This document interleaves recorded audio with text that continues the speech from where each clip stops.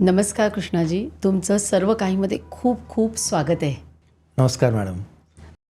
येणे यमनियमांचे तळवटे, रिगे आसनाचिये पाऊल वाटे, येई प्राणायामाचेनी आडकाठे वरवते गा.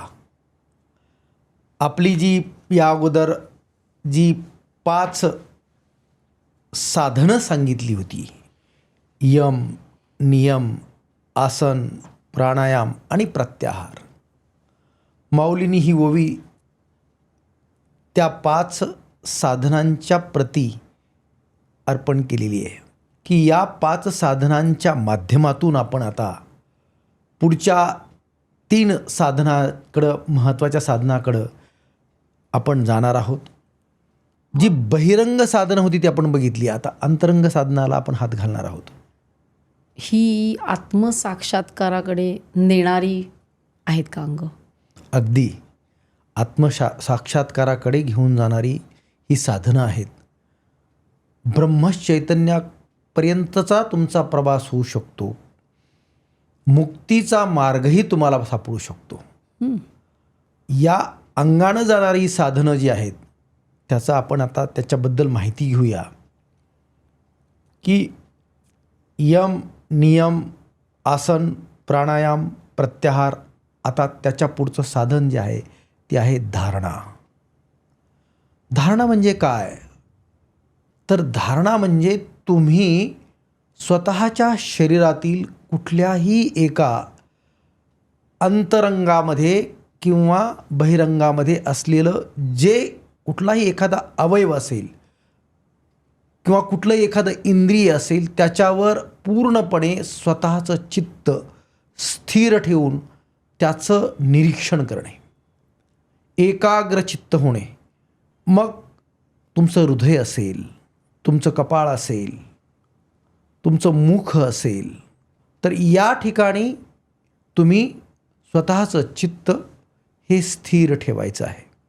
आणि त्या ठिकाणी चित्त स्थिर ठेवून एकाग्र मनानं, अंतःकरणानं सगळे विषय आणि इंद्रिय यांच्यापासून दूर राहत अलिप्तपणे त्या इंद्रियाकडं बघण्याची साधना म्हणजे धारणा. म्हणजे तटस्थ होण्यासाठीची साधना आहे काही? अगदी बरोबर. म्हणजे तुमचा इंद्रिय निग्रह जो आहे तो अधिक बळकट करणं. जसं आपण प्रत्याहाराच्या कड्यावरून उतरलो, आता प्रत्याहाराच्या कड्यावरून उतरल्यानंतर तुमच्यामध्ये एक अशी बळकटी निर्माण झाली की तुम्ही इंद्रियाला तटस्थपणे पाहू शकता आणि त्यांच्यामध्ये निर्माण होणाऱ्या भावभावनांचा खेळ हा थांबवू शकता. आता इथे सगळे इंद्रिय एका ठिकाणी तुम्ही गोळा करता, एकत्र आणता आणि एका ठिकाणी बांधून ठेवता. मग तुमच्या कुठल्याही तुम्ही अवयवावर तुम्ही स्वतःच्या नजर ठेवून असाल, त्या ठिकाणी तुमची 14ची 14 इंद्रिय एकत्र येऊन बसतात एका ओळीत. ते तुम्ही बसायला लावता. ही झाली साधना. इतकी प्रचंड साधना जी आहे ती झाली धारणा. पण ही गुरुच्या मार्गदर्शनाखाली केली पाहिजे ना? म्हणजे अगदी बरोबर. आपल्याला नाही येणार ना धारणा. ही सगळी साधना जी आहे त्याला गुरुचा आशीर्वाद लागतोच लागतो. हे गुरुविन साध्य होणं केवळ अशक्य आहे. आपल्याला कुणीतरी आपला हातात घेऊन त्या साधनेच्या मार्गानं पुढं घेऊन जाणारं दैवत आपलं कुणीतरी लागेलच. माऊलींसारखे सद्गुरू भेटणं आपल्याला हे आपलं भाग्य आहे. भलेही ते आज समाधी रूपाने असतील अस्तित्वात किंवा ज्ञानेश्वरीसारख्या ग्रंथरूपानं अस्तित्वात असतील, परंतु माऊली आहेत. माऊली तुम्हाला या ग्रंथरूपानं हळूहळू त्या साधनेकडे घेऊन जातात. ते खरोखर सद्गुरू आहेत.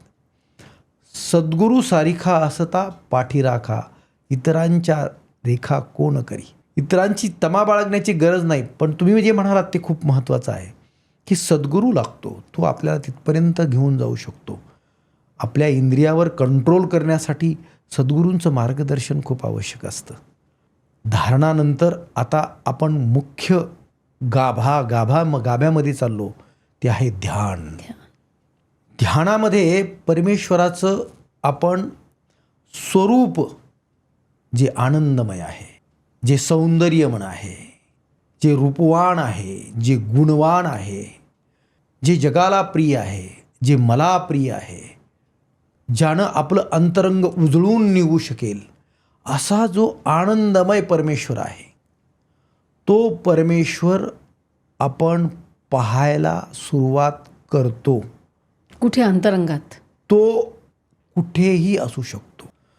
तुम्ही त्याला कुठेही पाहू शकता, परंतु आता मात्र तुम्ही तुमच्या इंद्रियाला विसरलेला असतात, परंतु परमेश्वराच्या स्वरूपालाच फक्त तुम्ही पाहत असतात. तुमची सगळी इंद्रिय जी आहे ती परमेश्वराजवळ स्थिर असतात. हे आहे ध्यान. सातत्यपूर्ण परमेश्वरावर, त्याच्या असलेल्या रूपावर, त्याच्या कुठल्याही एका रूपावर, त्याच्या कुठल्याही एका गुणावर तुम्ही या ध्यानाच्या माध्यमातून सर्वस्व विसरून त्या रूपाकडं पाहत असता. पाहण्याची प्रक्रिया म्हणजे ध्यान. ही क्लिप शेवटपर्यंत बघितल्याबद्दल खूप खूप धन्यवाद. संपूर्ण एपिसोड बघण्यासाठी खाली दिलेल्या लिंकवर क्लिक करा आणि सर्व काही चॅनलला सबस्क्राईब करायला विसरू नका.